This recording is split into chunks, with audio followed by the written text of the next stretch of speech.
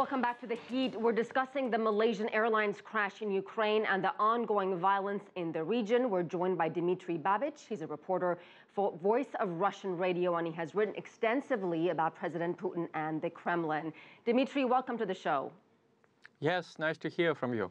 What can you tell us about this plane crash? Ukraine says it may have been shot down.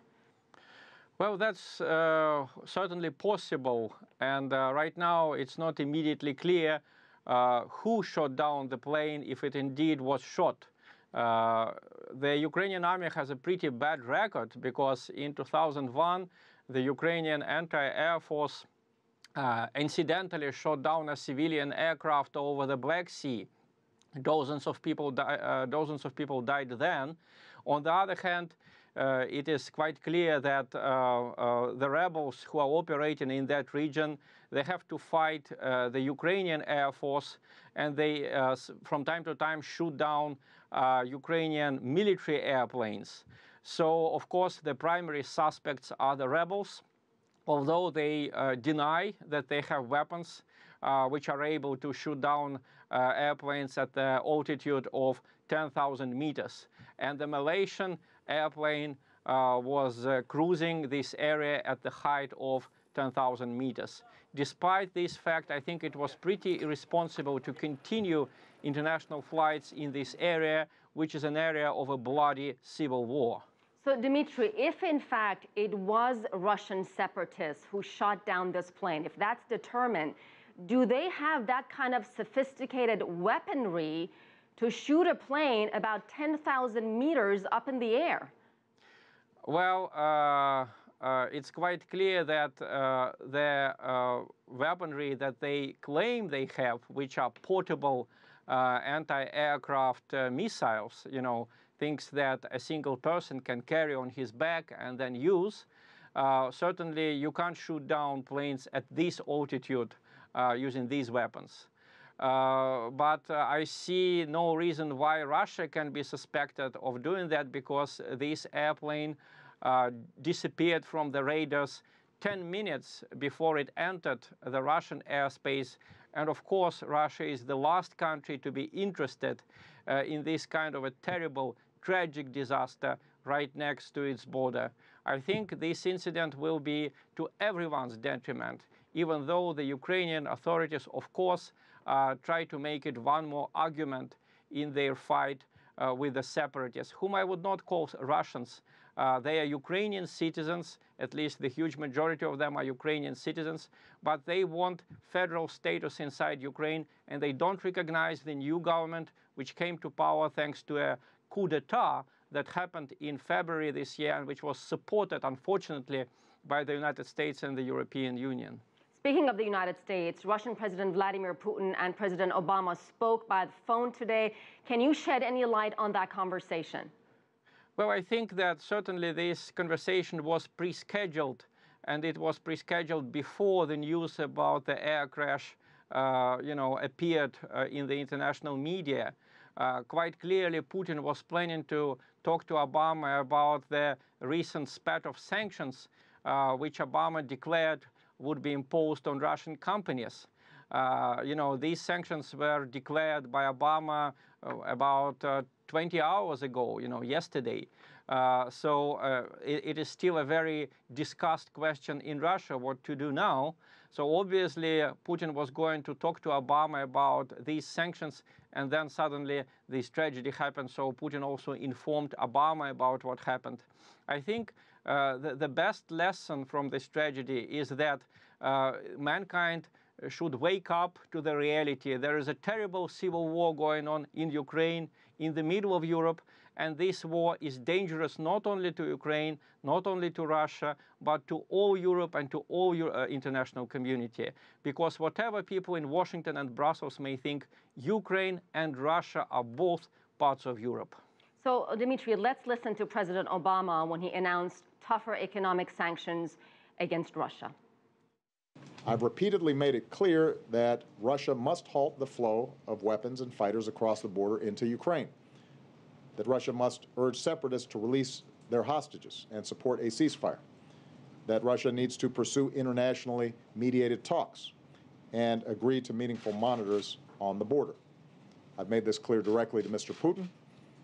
Many of our European partners have made this clear directly to Mr. Putin.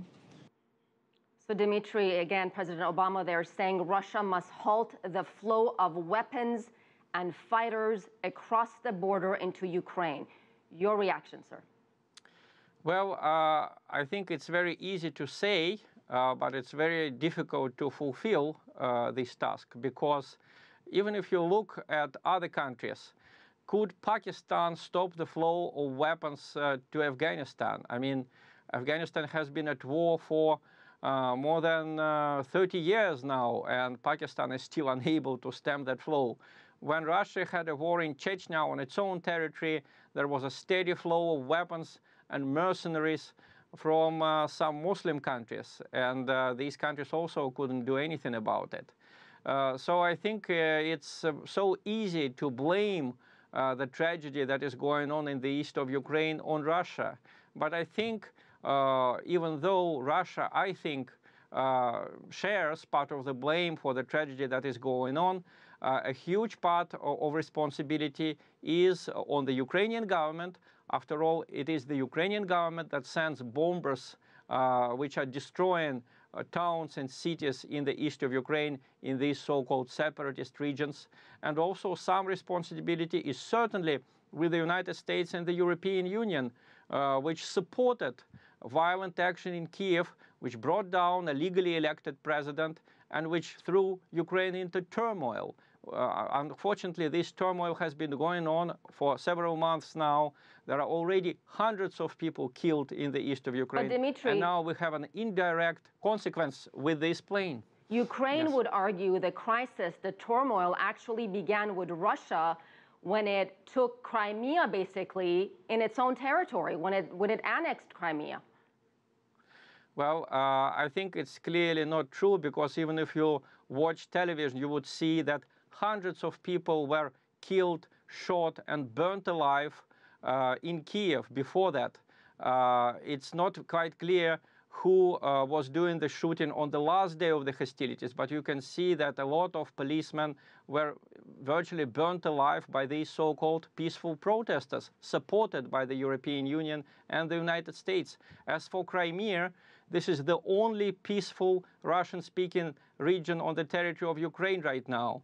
Probably if Crimea had not joined Russia in March, it would be in the same situation as Donetsk and Lugansk right now. And Donetsk and Lugansk are losing hundreds of people every day. Russia already received 500,000 refugees from this area. These are official, this is official information from the Russian Migration Service. These people are crossing into Russia, fleeing the destruction and the war in Ukraine. And unfortunately, the Western media is paying very little attention to this tragedy. So let me get back to the sanctions here. U.S. sanctions against Russia. Do you think that's going to make things better or worse? I think certainly it's going to make things worse because, well, there is very little trade between Russia and the United States. The United States is a 20th or 21st trading partner for Russia. So there will be little damage done to Russian-American relations per se, I mean economic relations. But the United States is threatening to target the European companies which are continuing their trade operations with the companies that the United States imposed their sanction into. So this may slow investments, but this will ultimately hit not just Russia, but also the European Union and the United States, because losses will be mutual. For example, the United States is targeting the Russian company Rosneft. Basically, it's targeting its CEO, Igor Sechin. But ExxonMobil, you know, a huge U.S. oil company, is now conducting joint business with Rosneft, developing oil and gas in the Western Pacific, you know, on the near the Russian island of Sakhalin.